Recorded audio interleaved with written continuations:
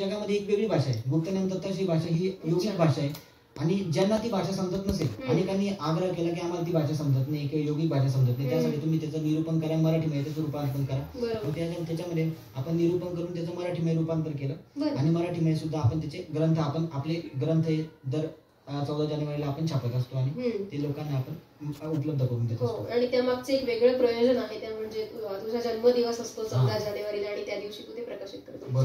तर प्रत्येक पुस्तकाची किंवा तू जे काही लिखाण करतो त्याची अशी काही ठराविक वेळ असते, तुझ्या समाधी अवस्थेचं असं काही विशिष्ट वेळेला असतं की काय? समाधी अवस्था कशी असते की बघा, समाधी ह्या अवस्थेमध्ये, समाधी याचा अर्थच हा आहे की त्याच्यावर तुमचं स्वतःचं नियंत्रण नाही. समाधी कधी येऊ शकते, म्हणजे अक्षरशः रात्री 12 वाजता सुद्धा समाधी लागू शकते, रात्री 3 वाजता.